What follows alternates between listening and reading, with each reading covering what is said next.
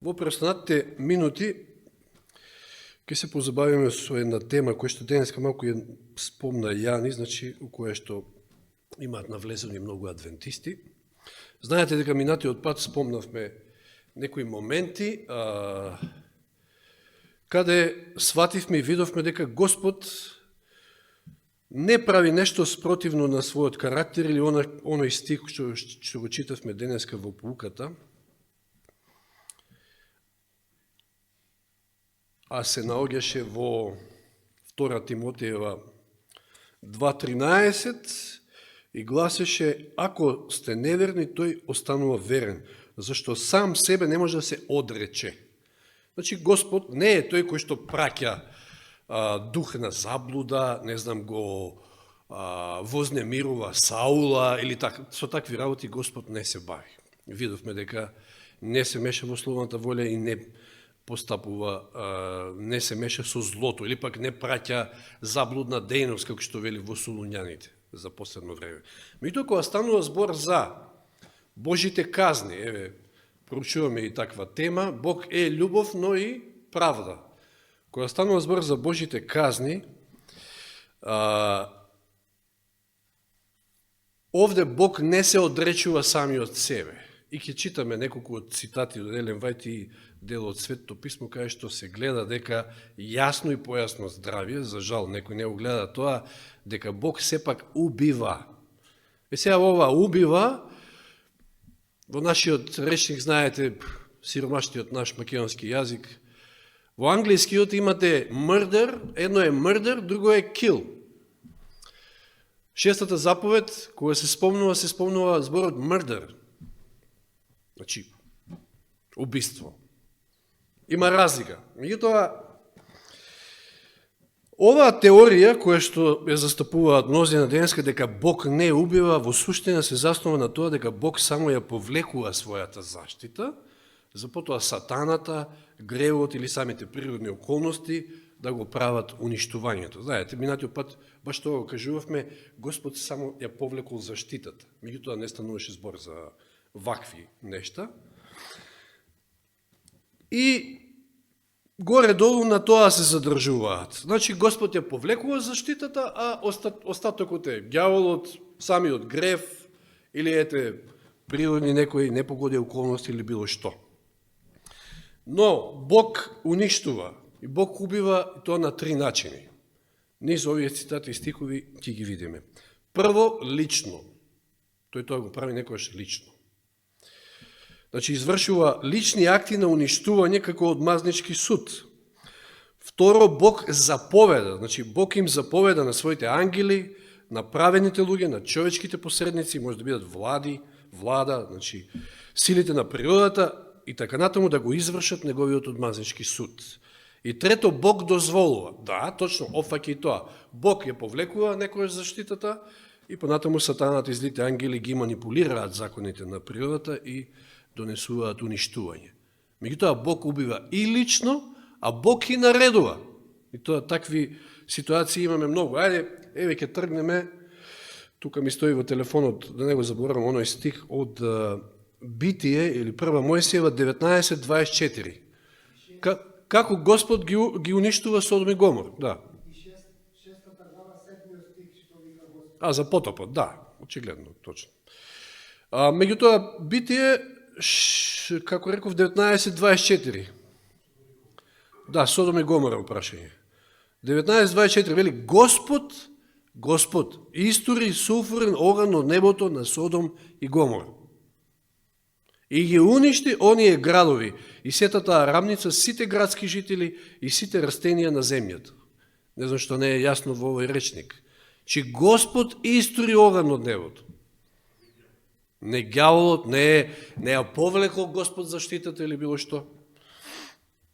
Но ајде, ќе одиме поред. Египетските злата во Египет, кој ги правил? Чудата, кој ги правил? Дали тоа Господ се повлекол, па некој друг ги правил чудата? Еве што вели Елен Вајт по траси пророци. Пред фараонот чуда правила Божјата рака, а не некоја човечка моќ или влијание со кое располагале Мојси и Арон. И се ова е интересно, зашто почнувам со овие цитати околу фараонот. Ова е интересно, ќе видите зашто почнувам баш овде. Вели, тие знаци и чуда се направени со цел да го осведочат фараонот дека Мојсија го пратил големиот Јасум и должност на царот била да ги пушти израелците слободно му служат на живиот Бог. И вражарите што така покажале знаци и чуда, но тие тоа го изведувале со своја сила или вештина, не го изведувале со своја сила или вештина, туку со помош на силата на сатаната, кој како нивни Бог им помогнал да го имитираат делото на Јехова. Тие правиле само имитација.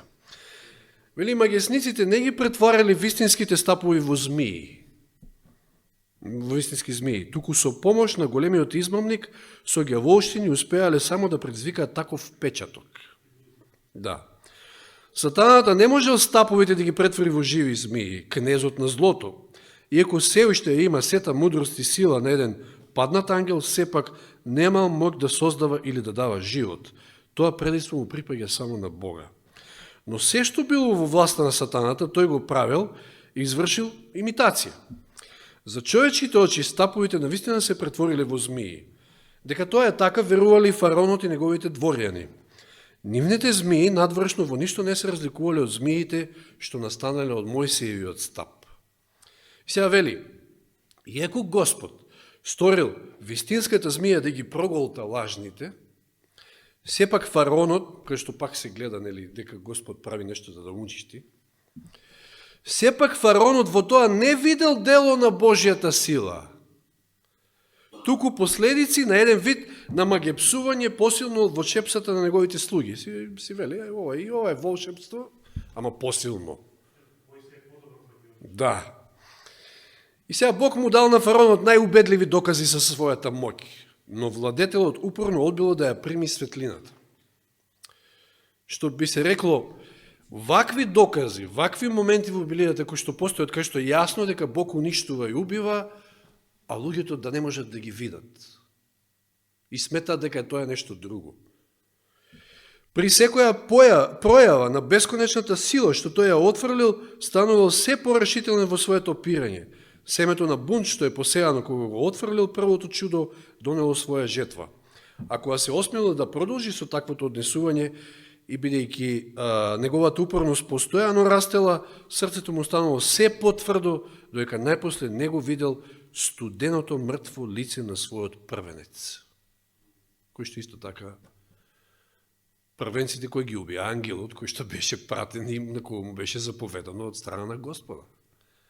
И се уште тврд и вели, а не, тоа се некакви други работи. Еве, како денеска ја ни спомна во Ноево време, а не, Господ не би ја уништил никогаш планетата. Господ е љубов, Господ е милост, да, Господ е љубов, меѓутоа, овие дела не се ништо надвор од неговата љубов. Еве ќе видиме низ други цитати. По Божја наредба, значи ова е вошките која се ги создава Бог. По Божја наредба Арон ја пружил својата рака и сиот прав во целата египетска земја се претворил во вошки. Овие вржарите рекле, признале, ова е Божји прст.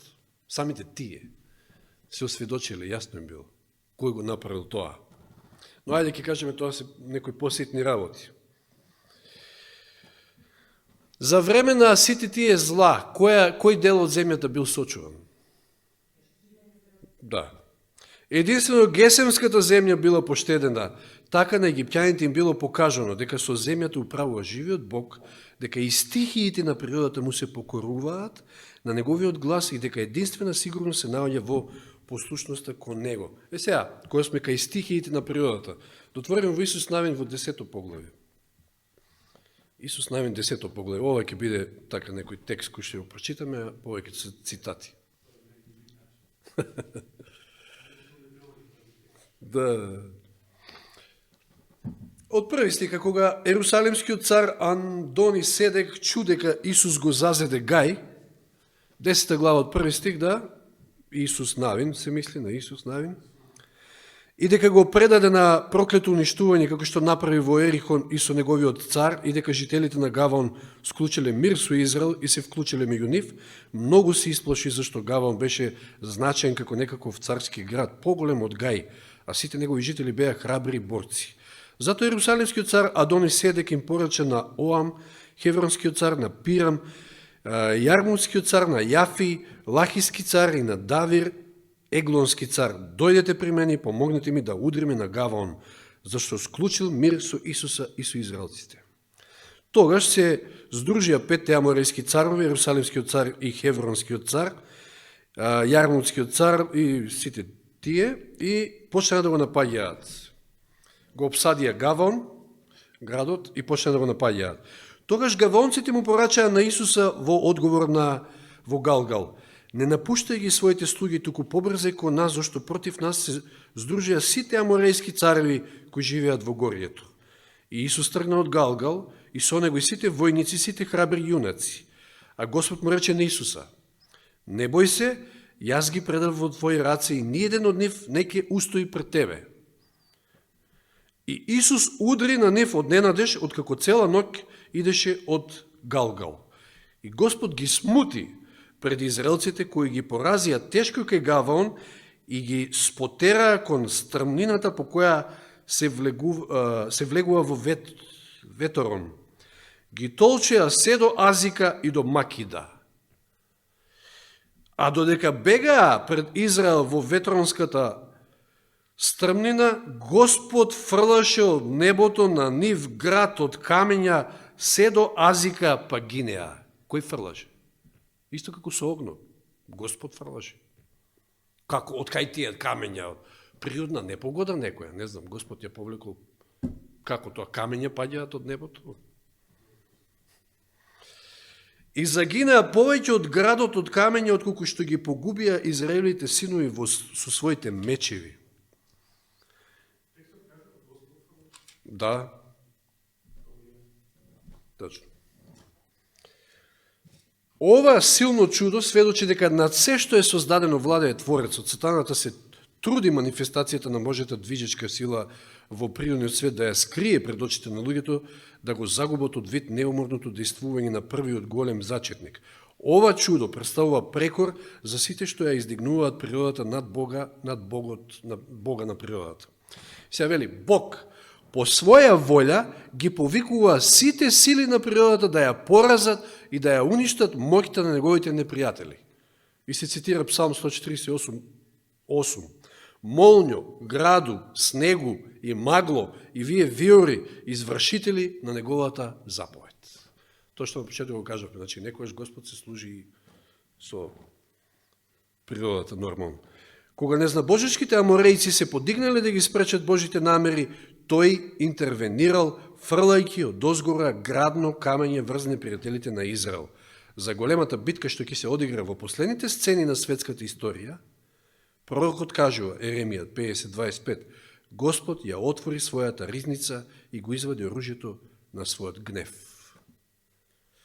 А голема е ризницата негова. Си влегувал ли ти во ризниците на снегот и си ги видел ли сокровиштата на градот, прашува Господ, што ги чувам за смутно време, за денот на битка и војна. Ова е од книгата за Јов, 38 глава, 22 и 23. Арсенал, да, цел арсенал.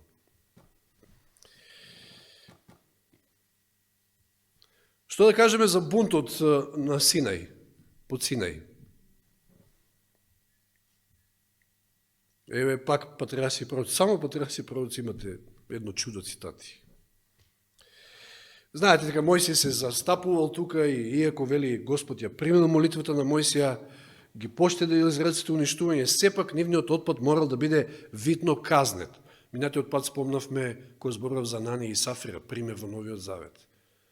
Значи, молневита Божја казна. Веднаш паднале тука мртви и првин мажот подоста и жената.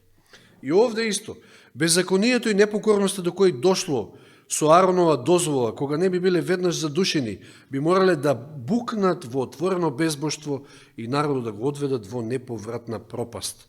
морале да се преземат најрешителни мерки злото да се острани од патот. Стоејќи пред влезот на логорот, Мојсей му се обреќа на народ и му вели кои се на Господова страна, на десна, како беше, да?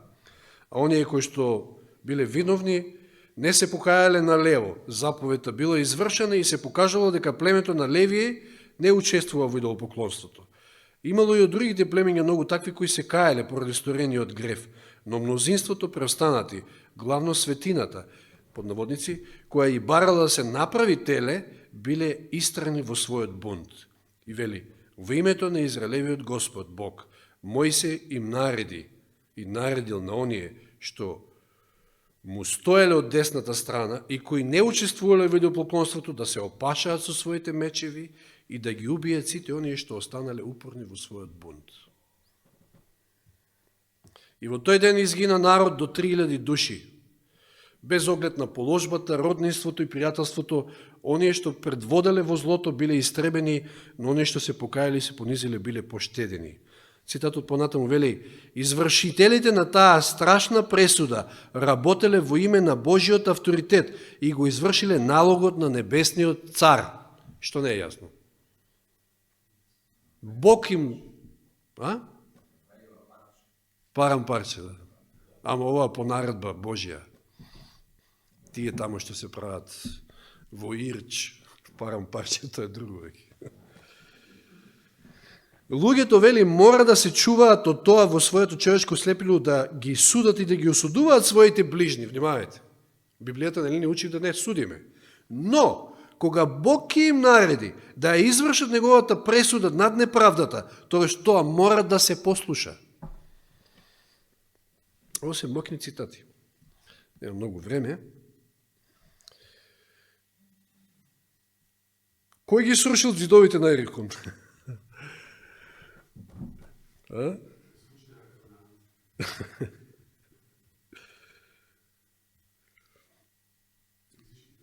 Цитатот од Патриарси и пророци вели вака: колку лесно небесните војски ги урнале зидовите на Ерихон. Повторно биле во прашање Божи ангели, небесни војски.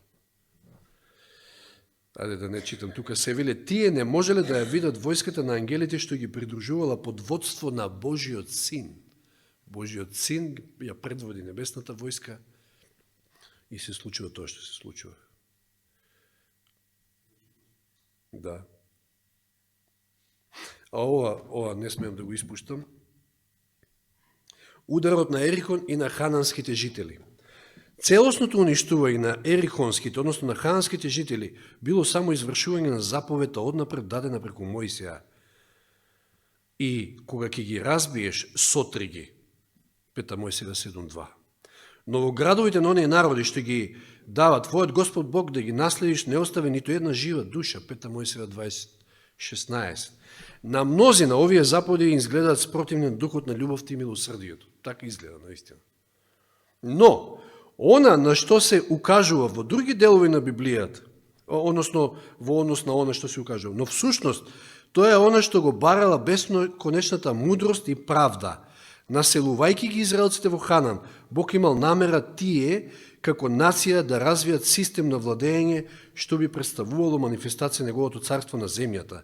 Тие требало да бидат не само наследници на вистинската вера, туку и незините начела да ги расшират по цела земја. Хананците потонале во најодвратно и најниско незнабоштво, па било неопходно земјата да се очисти од она што на вистина го спречувало исполнувањето на Божите милостиви намери. Еве зашто Господ некојаш правил вакви поколи во Стариот Завет пред се.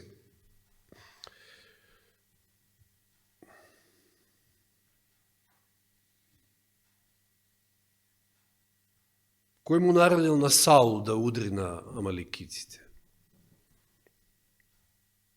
Па се разбира Господ. Господ преку Мојсија им изрекол пресуда уште претходно. Затоа што знаете колку често, мислам, им додевале на израелците и ги напаѓале. Извршувањето, вели, на таа пресуда било одложувано 400 години, но амаликиците не се одвратиле од своите гревови. ја преполниле чашата.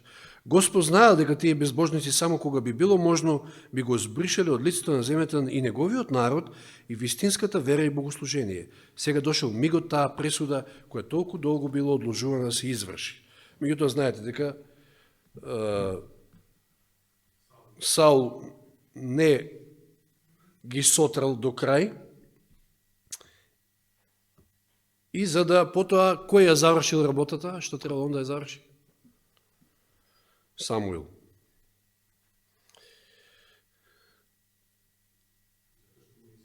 Требало да биде извршено уште едно строго и страшно дело на правдата. Се спомнува правдата Божја. Самуил морал јавно да ја одбрани Божјата чест, осудувајќи го Сауловото однесување. Затоа наредил пред него да се изведе царот на Амалик. Од сите што паднале од израелскиот меч, Агаг бил најсуров и највиновен. Тој повеќе од сите други го мразил и сакал да го уништи Божиот народ и неговото влијание најмногу придонело за ширење на идолопоклонството. Кога бил повикан по наредба на пророкот, тој се надева дека не му се заканува веќе опасно со смрт, но Самуил рекол: како твојот меч што ги лишуваше мајките од децата, така и мајката меѓу жените нека биде лишена од син. И го исече Самуил Агага пред Господа во Галгал.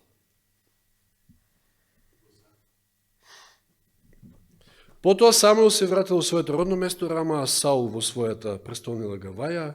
Пророкот и царот, добро, подоцна се сретнале само уште еднаш. Кој му заповедал на Илија да ги убие Вааловите пророци? Исто ситуација. На Кармел. Господ му дал наредба на Илија да бидат уништени тие лажни учители, за да ги заштити израелците од влијанието на оние кои ги учеле да му се поклонуваат на Ваал. Видите, па зборувавме за Божиот гнев, колку кај Бога се подига гневот против идолопоклонството пред се. И овие ја превршиле секоја мера и едноставно Бог дава наредба на своите слуги и тие извршуваат неговата наредба. Значи, Бог е одговорен за сето тоа тука. Како Бог не убива. Кој го усмртил Ирод Агрипа во Дела 12 глава? Истиот ангел, вели, кој дошел од небесните царски двори да го избави Петар, во истата таа глава, знаете доека се молат за него, бил вестник на гнев и казна за Ирода. Ангелот само со лесен допир го разбудил Петар од сон, но наполно поинаков удар му задал на безбожниот цар, уривајќи ја неговата горделивост и погаѓајќи го со заслужена казна на семокниот. Ирод умрел во големи физички и душевни маки, погоден со Божиот праведен суд. Кога веќе сме сега тука кај ангелот, има еден многу убав цитат во Големата борба, 614 оригинална страна, кај што цитатот кажува, ќе видите што кажува. Единствен ангел ги убил сите првенци на египтјаните и сета земја ја исполнил со лелек. Кога Давид му сгрешил на Бога, пребројувајќи го народот, еден ангел го предизвикал на страшно пустење со кое е казнат неговиот греф. И сега внимавајте, многу јаснен цитат. Истата разорувачка моќ што ја покажале светите ангели кога Бог заповедал, ќе ја покажат и лошите ангели кога Бог ќе го дозволи тоа. Значи, во некои ситуации се повлекува или лошите ангели прават што прават. Во некои ситуации им дава наредба на добрите, на ангели, на светите ангели или на светите луѓе да ги извршат неговите наредби. И да, и на крајот го спомнавме и она со Анани и Сафира. Многу е јасно, премногу јасно, и ова се само, повеќето од цитатите беа од патриарси и пророци, само од патриарси и пророци. Да не зборуваме нели за потопот, тоа е веќе ситуација кај што е исто јасно, меѓутоа избрав цитати кај што јасно Елен Вајт кажува дека Бог е тој кој што стои зад убиствата, значи, ајде така да ги наречеме под наводници, затоа што, пак кажав, нашиот речник е некако сиромашен. Па, не знам, некој пак ќе каже, може би како фараонот, ама не е тоа Божјата моќ, не.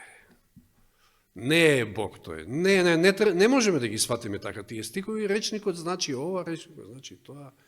Како сега да Како сега да го разбереме тоа? Кој може да мава со камења од небото? Ако тоа Господ не го стори, мислам.